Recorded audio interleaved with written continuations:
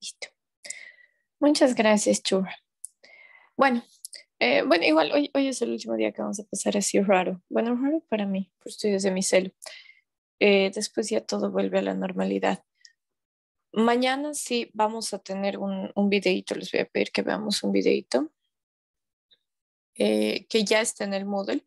Algunos de ustedes ya lo conocen el video, ya lo han visto, este de estrategia política de la campaña de Goni, ¿no? Creo que lo han visto en Historia Bolivia. De todas formas, lo tengo en el Moodle, ahí en el cuarto ciclo, está el comiencito del Moodle, entonces necesito que veamos ese video, pero ya con otra mirada, porque como ya son estrategas políticos, se van a dar cuenta, ahí van a ver con más detalle el trabajo que hacen los estrategas políticos en esa campaña, que es espectacular. Y ojo que ya han pasado muchos años, desde, no me equivoco, es del 91 o del 92, o sea, wow, estamos hablando casi 30 años atrás. Y el trabajo que hacen estos estrategas políticos en muchos temas sigue siendo incluso avanzado a lo que se hace en Bolivia actualmente, hoy en día. En materia de tecnología, sí, lo van a ver bastante atrasado, porque tomemos en cuenta que es una época en la que no existían las redes sociales. Y hoy las redes sociales son una de las principales herramientas para hacer campaña política, y no solo para hacer campaña política, también para medir nuestros resultados y nuestra llegada de la campaña política. Así que cambia bastante el juego con la inclusión de las redes sociales. De todas formas, necesito que vean ese videito. Voy a hacer un cuestionario al respecto y les voy a dejar este fin de semana un cuestionario en el Moodle al respecto. Ya, bueno, lo ven a su tiempo, en su momento. Dura un poco más de 1 hora y media. Y así mañana me dan tiempito para viajar. Y mañana entonces vamos a hacer eso, pero yo les voy a avisar el fin de semana, el momento en el que abre el cuestionario, como lo hacemos habitualmente. Voy a dar media hora para ese cuestionario, cosa que no haya tiempo de ir anotando esas respuestas y demás. Voy a hacer ese cuestionario de la peli y después vamos a conversar, el lunes vamos a conversar sobre el trabajo puntualmente de los estrategas políticos, ¿ok? No tanto la parte de la renuncia y de la protesta posterior que existe y que provoca la renuncia de Gonzalo Sánchez de Lozada y su salida del país. Me interesa más el trabajo previo, el trabajo de estrategas y sobre todo esta competencia permanente y esta tensión que se mantiene en toda la primera parte de la película con Manfred Reyes Villa, que era el candidato contrincante con más posibilidad de ganar esa elección. ¿Ok? Entonces, hacemos un análisis y lo vemos desde esa óptica, porque mucho de lo que hacen esos estrategas sigue siendo modelo para el trabajo que nosotros estamos haciendo ahora como estrategas políticos. Bien, jovencitos, dicho esto, volvemos a la trayectoria del pensamiento político. Naira, soy otra vez anfitriona para compartir pantalla. Sí, ¿Sí? Lisa, usted es la anfitriona. Súper.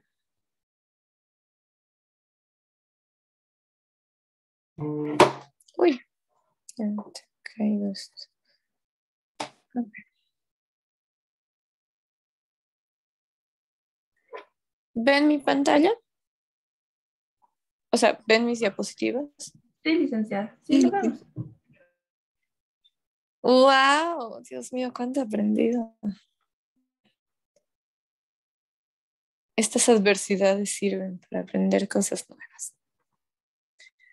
Entonces, jovencitos, lo que les iba diciendo, habíamos quedado ayer, no, anteayer, el lunes, habíamos quedado todavía antes de la Segunda Guerra Mundial, pero habíamos quedado ya en un punto de la historia en el que los nazis, en el que el Partido Nacional Obrero Socialista, pero al final se resume como, bueno, la sigla se resume a nazis, entonces habíamos quedado en un momento de la historia en el cual los nazis todavía no cometían estos abusos innombrables a la humanidad y a la integridad de las personas, pero legalmente, por voto democrático, se convierten en dueños de muchos poderes y están a la cabeza del Parlamento, del Poder Ejecutivo y de las Fuerzas Armadas. Empiezan a vulnerar todavía no los derechos humanos, pero sí empiezan a vulnerar algunos principios de democracia, como la división de poderes. ¿Ok? ¿Hasta qué punto es legal lo que pasa con los nazis? Es legal hasta el punto en el que ellos obtienen una mayoría en el Parlamento, 288 diputados, año 1934. Hasta ahí todo bien, porque al final es la gente la que les da el voto y es la gente la que les da este poder de decisión absoluto en el Parlamento, sin una oposición y sin una necesidad de debate, ¿ok? Entonces ahí es donde cruzamos la delgada línea. ¿Y por qué hago mucho énfasis en este punto de la historia? Porque necesito que se haga la comparación con las realidades actuales, no solo de nuestro país, en general de los países de la región.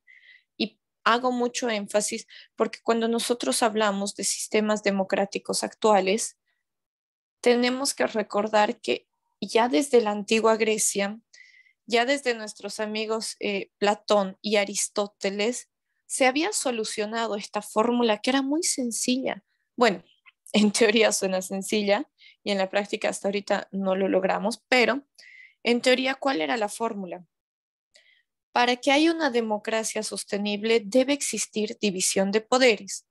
Un partido no puede estar a la cabeza de todos los poderes porque esto pone en riesgo un sistema sólido democrático. Uno es la división de poderes y dos es la alternancia de poderes. ¿Ok? Entonces, volvemos a 1934, se pierde la división de poderes, porque como tienen control absoluto del Parlamento los nazis, empiezan a cambiar normas a su. Y aquí es donde no están rompiendo la ley todavía, es decir, no están yendo en contra de la Constitución, pero sí están yendo en contra de valores éticos, morales y de respeto a la democracia, porque están cambiando normas para que Hitler sea cabeza de Estado y para que sea cabeza de las Fuerzas Armadas. Y paralelamente, muy poco a poco empezamos con la vulneración a los derechos humanos, y aquí es donde habíamos quedado en la anterior clase, porque se forman estas escuadras de protección, ya escuadras de protección entre comillas, que en realidad eran, por supuesto, como tenían a su disposición las Fuerzas Armadas, podían usar estos soldados, y en realidad eran grupos que caminaban por la calle amenazando y amedrentando a quienes hablaban en contra del nazismo o a quienes podían en algún momento cuestionar las prácticas del nazismo. Entonces, ya acercándonos a 1935, entramos en un escenario riesgoso, en un escenario que deriva en lo que todos conocemos después, en la Segunda Guerra Mundial. Bien, uno de los hombres de confianza de Hitler y una de sus manos derechas es Carl Schmitt. Es básicamente su jefe de gabinete. Bueno, esto es lo que actualmente sería el equivalente a su ministro de la presidencia, digamos, su jefe de gabinete.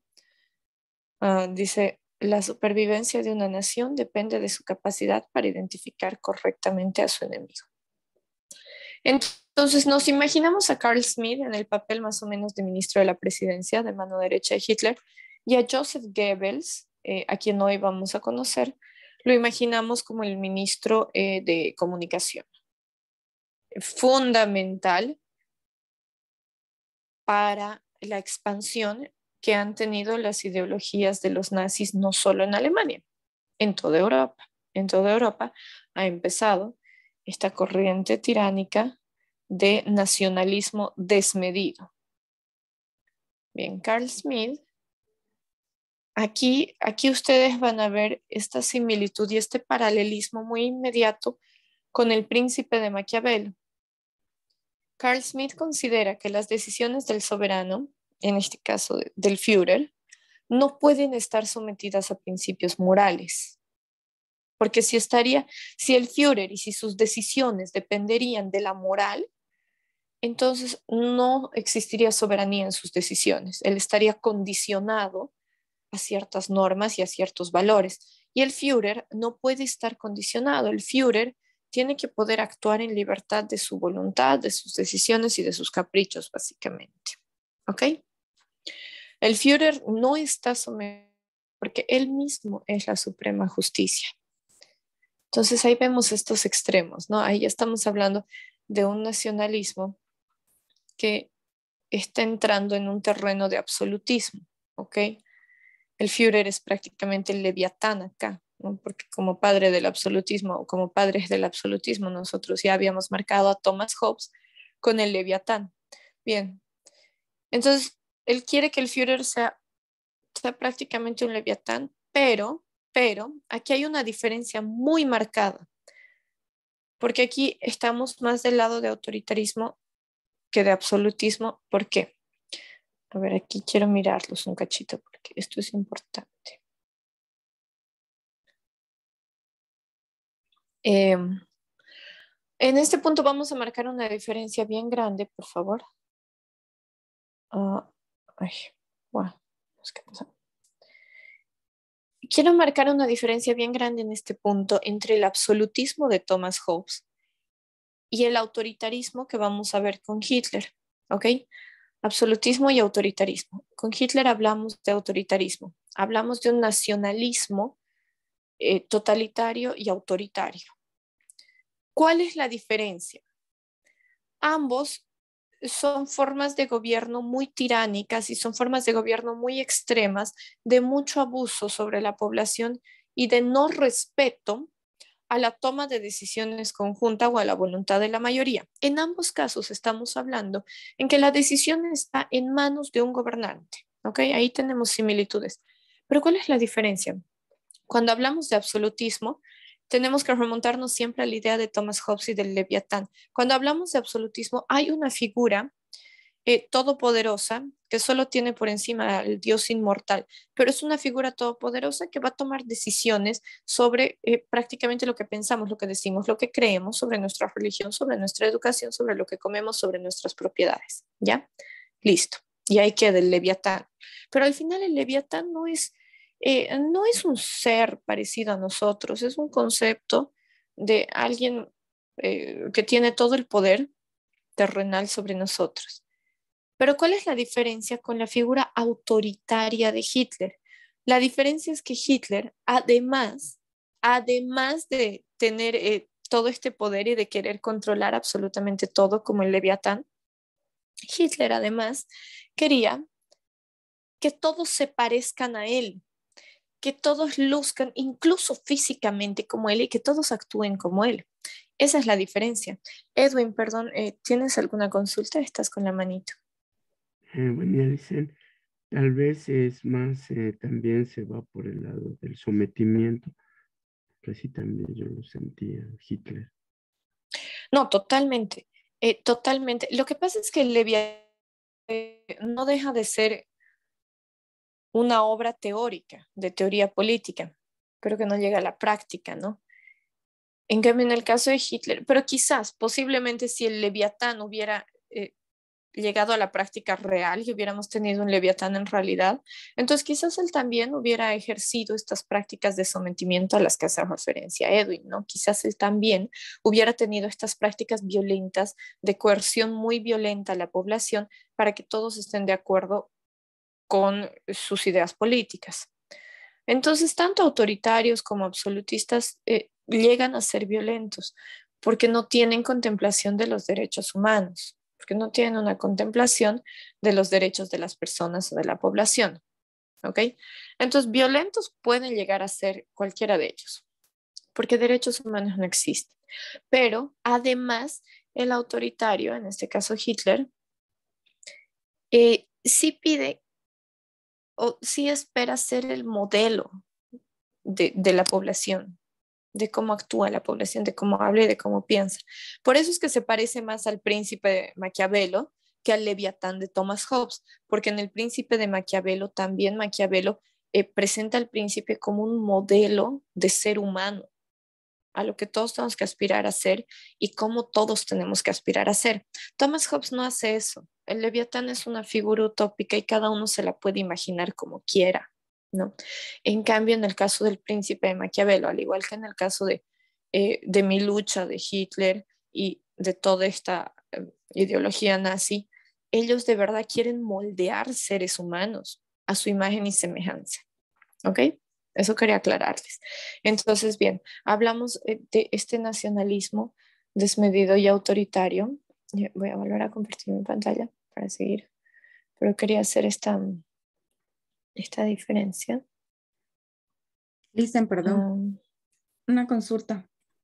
Dime, Soraya. ¿Por qué cree usted, por ejemplo, que podría Hitler tener semejantes en realidad, moldear la gente a hacer un doble, algo Unos así, ¿no? Hitlercitos. Sí, unos clones. Era tal vez por el caso, pienso, no sé si estoy en lo correcto, tal vez por el caso de que en algún momento le llegase a pasar algo a él, tener algo asegurado, vale decir, por eso, o era otro fondo en realidad. La verdad no creo que haya sido con esa idea. No creo que Hitler haya pensado en sucesores. Quizás tenía un ego que no permitía la idea de un sucesor y efectivamente es lo que pasa cuando Hitler muere, cae todo el gobierno nazi. Yo creo que va más por un lado de algún problema psiquiátrico. Es que cuando lean Mi Lucha van a identificar que tenía muchos problemas. Él repudiaba el comportamiento de la gente desde muy joven, porque ese libro, ojo, que lo escribe muy jovencito Hitler, ¿no? Antes de los 30 años.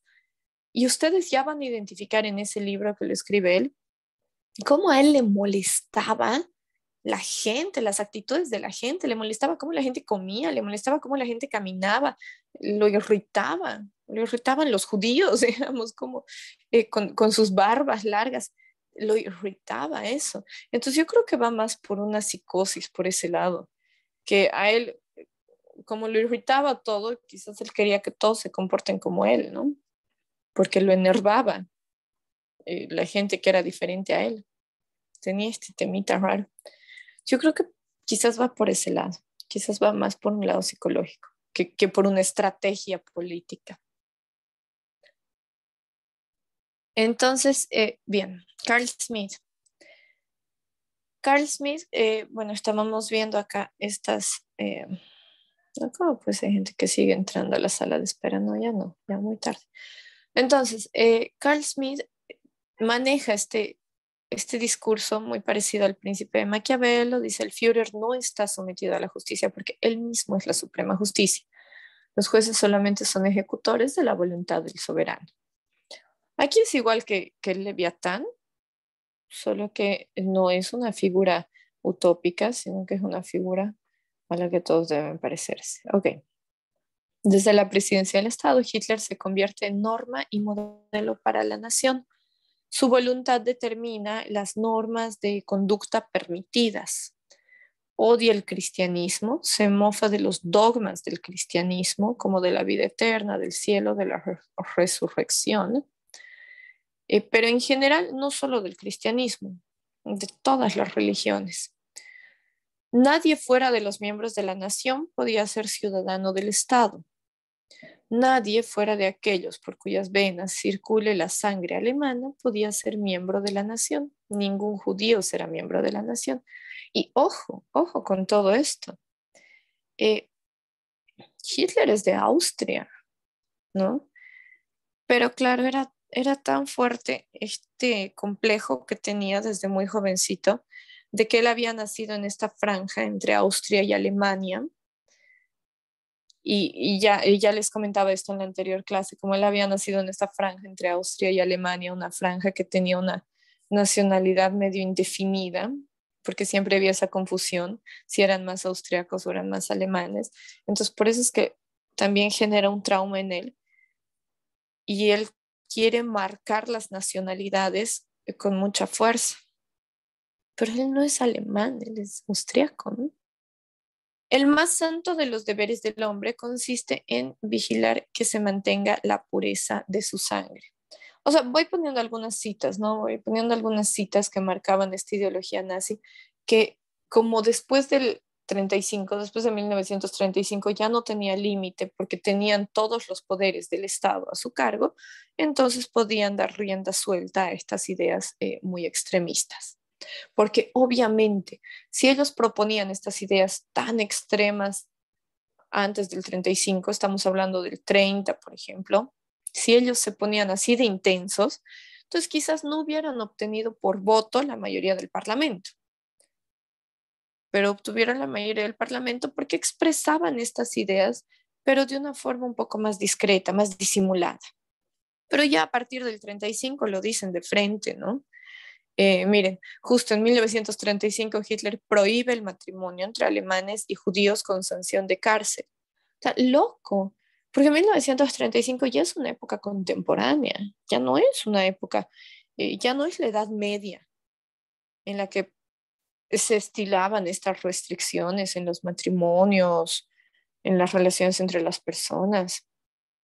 Eso era muy de la Edad Media, pero bueno, aquí en época contemporánea, y Hitler impone ese tipo de sanciones, y claro, las puede imponer. ¿Por qué? Porque, como decía Carl Schmitt, la justicia respondía a la voluntad de Hitler, totalmente. Y también el Parlamento respondía a la voluntad de Hitler y de los nazis. Entonces podían cambiar las normas a su antojo. Emite una ley que obliga a la esterilización de personas con enfermedades congénitas o con problemas mentales. Vulnera todo lo que hoy conocemos como derechos humanos básicos, ¿no? Pero claro, decía Hitler, las personas con enfermedades congénitas no son útiles al Estado, no son útiles a la nación, no nos sirven, ¿no? Bien parecido, a ver, ¿quién decía esto? Bueno, Aristóteles también en su momento tenía estas ideas un poquito extremas, ¿no? Desde 1940, la Gestapo asesinaba a enfermos mentales y enfermos terminales. Aquí ya estamos en plena Segunda Guerra, ¿no? La Gestapo es estas escuadras de protección, que al comienzo se llaman así, bien, bien disimulado, ¿no? Escuadras de protección. Después se convierten nomás en la policía militar que cuidaba el partido nazi, la Gestapo. Y era muy frontal con este tipo de abusos. Asesinaba a enfermos mentales y a enfermos terminales. En 1942 comienza la práctica de exterminio en masa de judíos en los campos de concentración, ¿no? Lo que todos conocemos por literatura o por el cine o por los documentales.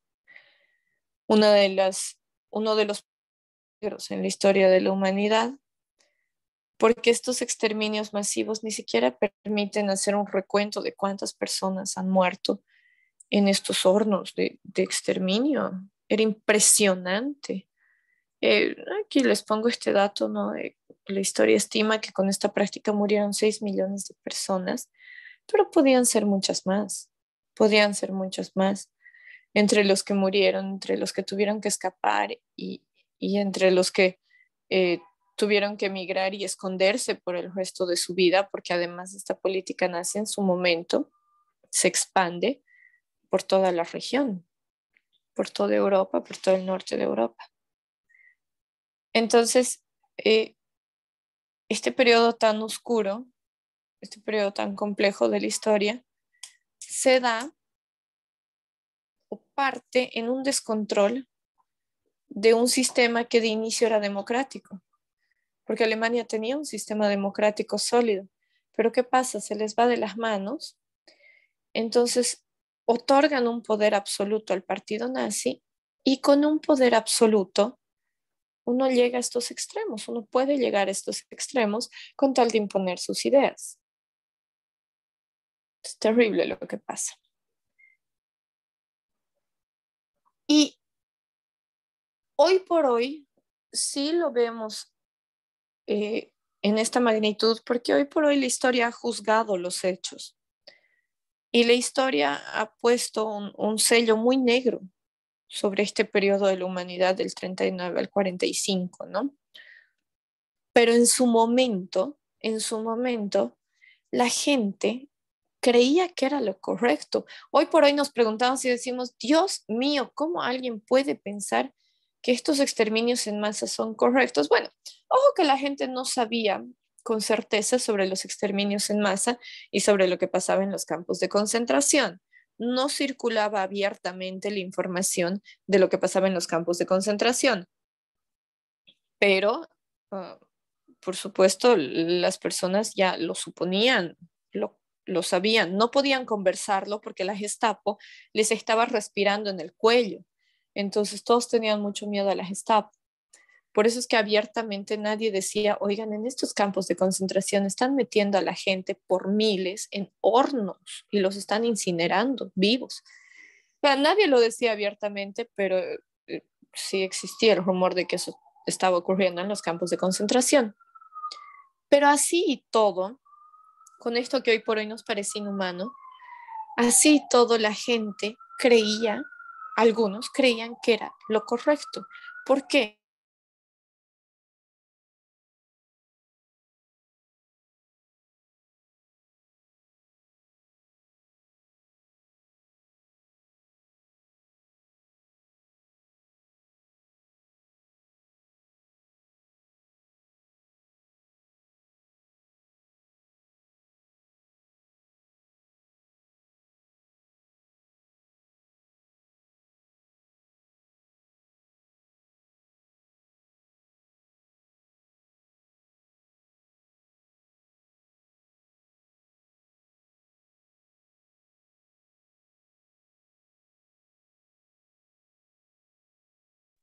Licenciada, no se escucha.